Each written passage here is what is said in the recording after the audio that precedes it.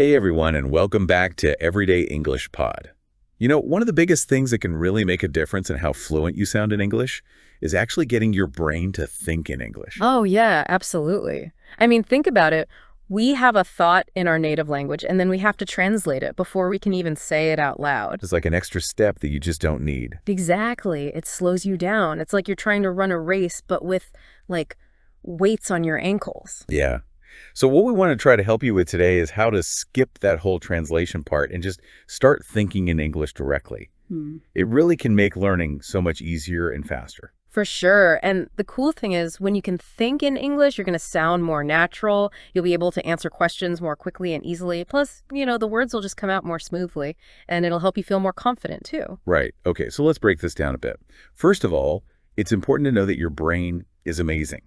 It really can learn to think in a different language. Yeah, and the more you use English, the stronger those connections in your brain become. Exactly. It's like building a mental muscle. So where do we start? Well, a simple starting point is just labeling things around you in English. Like, if you see a table, think to yourself, table. Oh, yeah. Or like if you're holding a pen, just think pen. Exactly. It might sound super simple, but it helps your brain start making those connections between the object and the English word. It does. And as you get comfortable with that, you can even start talking to yourself in English while you're doing everyday things. I do that all the time. Like, okay, I'm making coffee now, or I'm putting on my shoes. Totally. No one has to hear you, so just go for it. It's great practice for making those sentences in your head. And to help with this, you could even create a little English dictionary for yourself. Like your own personal word bank. Right. Start with things in your house, your bedroom, your kitchen. And you can add new words as you go. That's a great idea. And I know it can feel a little weird at first, talking to yourself in English, but you get used to it. You do. And the more you do it, the more natural it will become. Absolutely. So another really important part of thinking in English is that inner voice that we all have in our heads. Ah, yes.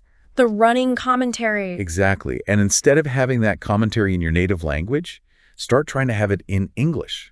So like if you're thinking, I need to go to the store later, try thinking that in English. Exactly. It's just about making that little switch. It is, and you can build up from there. So once you're good with those simpler thoughts, you can start thinking about your plans for the future, or maybe remembering things that happened in the past, but all in English. Right, and this helps you get comfortable with expressing more complex ideas in English, which is super important. Totally. And remember, it doesn't have to be perfect. If you make mistakes in your head, that's okay. Just keep practicing. Right. Nobody's grading your thoughts. Exactly. Okay, so the next thing we want to talk about is immersion.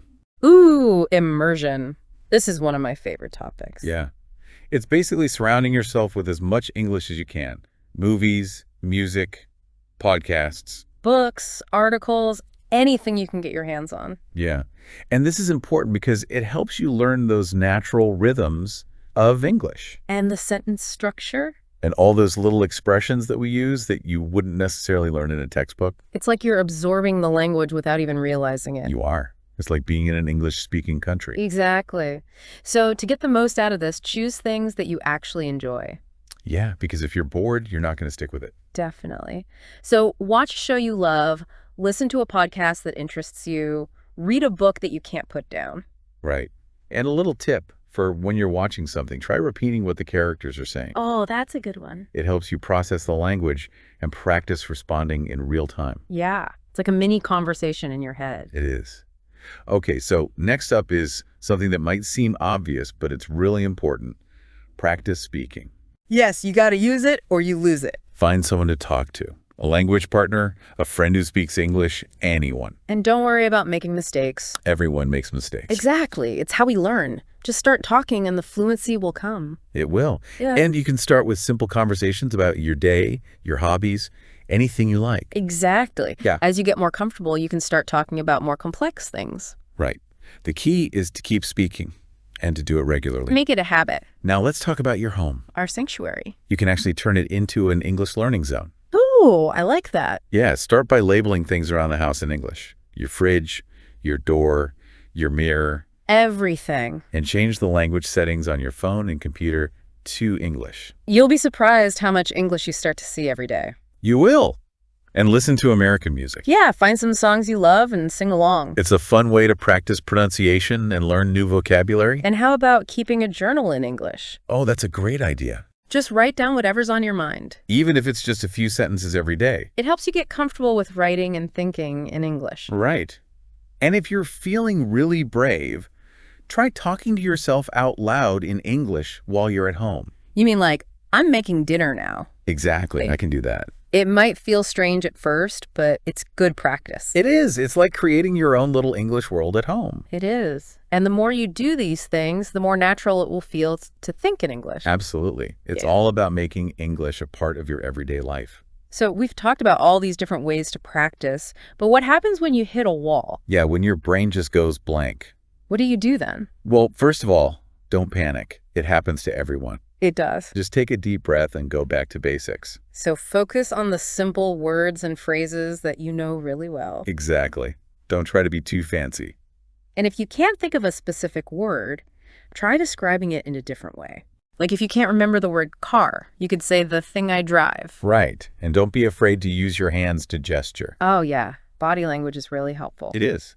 And if you catch yourself thinking in your native language, just gently guide yourself back to English. It's a process. Just keep practicing and be patient with yourself. And if you're really stuck, try using visual aids. Like flashcards or apps. Yeah. They can be really helpful for remembering vocabulary. They are. And another thing that can help is to practice mindfulness. So when you feel that mental block coming on, just take a moment to calm down. Breathe deeply and focus on your thoughts. It can really make a difference. It can. And one more tip. Try practicing small conversations in your head before you have them in real life. So if you're going to order food at a restaurant, think about what you're going to say in English beforehand. That's a great idea. It helps you feel more prepared and confident. It does. And remember, overcoming those mental blocks is a big part of learning. It is. Don't get discouraged. Every little victory counts. Okay, so let's talk about multitasking. Oh, doing two things at once. Well, more like integrating English practice into your daily routine. Ah, that's smart. Yes, so for example, when you're cooking, try naming the ingredients and actions in English. Like, I'm chopping the onions, or I'm adding the spices. Exactly. I like that. Or when you're exercising, you could describe your surroundings in English. I'm running through the park. The birds are singing. Right. It's like you're narrating your own life in English. It is.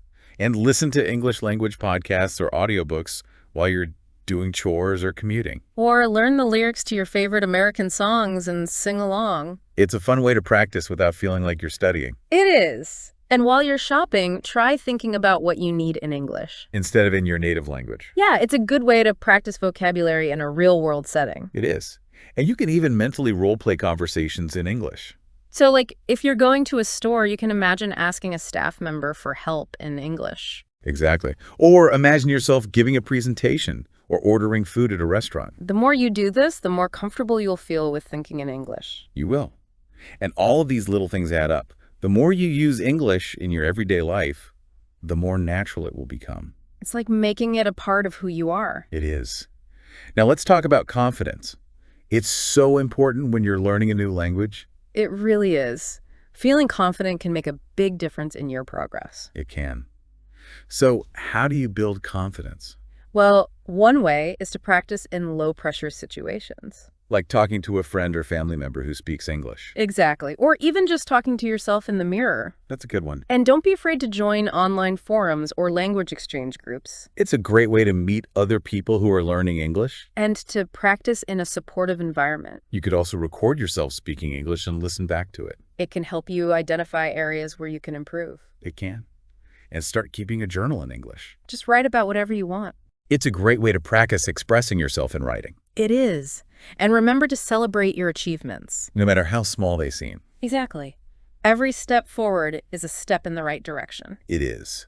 And don't compare yourself to other people. Everyone learns at their own pace. Exactly. Focus on your own progress and be proud of how far you've come. That's the best way to stay motivated and confident. It is. Now let's talk about another powerful tool for learning to think in English. I'm intrigued. What is it? Immersing yourself in English media. Ah, yes. That's a great way to learn. It is. So watch movies and TV shows in English, With or without subtitles. whatever you're comfortable with. And listen to podcasts in English. There are podcasts on every topic imaginable. Seriously, you can find a podcast about anything. You can. And read books in English. Start with something easy like a children's book and work your way up. Exactly. And don't forget about music. Ah, yes. Music is a great way to learn. Listen to English songs and try to understand the lyrics. You can even sing along. And follow English-speaking creators on social media. And watch YouTube videos in English. There are so many resources available. Just seriously, there's no excuse not to immerse yourself in English. The more you do it, the more natural it will feel to think in English. It's like you're training your brain to think in a different language. You are. Okay, so we've talked about immersing yourself in English at home, but what about when you're out in the real world? Ah, yes. That's where the rubber meets the road. It is. So try to find opportunities to practice speaking English in real-life situations. Like ordering food at a restaurant. Or asking for directions. Or having a conversation with a cashier. Exactly. And don't be afraid to make mistakes. Everyone makes mistakes. It's part of the learning process. It is, and you can even practice in your head before you go out. Like mentally rehearse what you're going to say. It can help you feel more confident. It can. And another thing you can do is visualize yourself speaking English in different situations. So imagine yourself giving a presentation in English. Or ordering a coffee in English. Or having a conversation with a native speaker. The more you do this, the more comfortable you'll feel. You will. And try to find opportunities to speak English with other people. Like join a language exchange group. Or take an English class. Or find a conversation partner online. And remember, every little bit of practice helps. It does. Every conversation, every interaction brings you one step closer to fluency. It does. Okay, so we've talked about a lot of different things today. We have. But one thing that comes up again and again is the importance of not being afraid to make mistakes. Oh, absolutely. Mistakes are a natural part of learning. They are. In fact, they're essential. They are. If you're not making mistakes, you're not challenging yourself enough. Exactly. So embrace those mistakes. Learn from them. And keep practicing. That's the key. It is.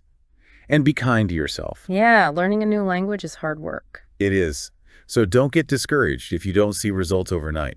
Just keep practicing and you'll get there. You will. Okay, so let's wrap things up with a few final thoughts on how to make thinking in English a part of your everyday life. Great idea.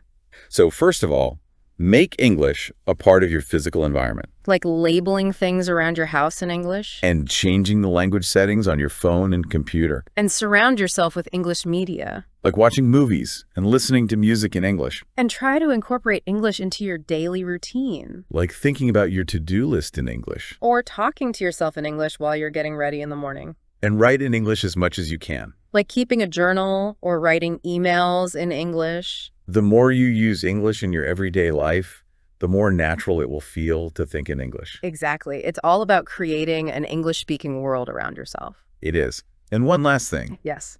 Visualize yourself speaking English confidently in different situations. So imagine yourself ordering food at a restaurant in English. Or giving a presentation in English. Or having a conversation with a native speaker. The more you do this, the more confident you'll feel. And the more natural it will feel to think in English. It will. So there you have it. Our guide to thinking in English. We hope these tips have been helpful. We do. Remember, the key is to practice consistently and don't be afraid to make mistakes. And most importantly, have fun with it. Yeah, learning a new language should be enjoyable. It should. And the rewards are huge. They are. Being able to think in English will open up a whole new world for you. It will. So get out there and start thinking in English today. You can do it. That's all for today's episode of Everyday English Pod. Thanks for listening. We'll see you next time.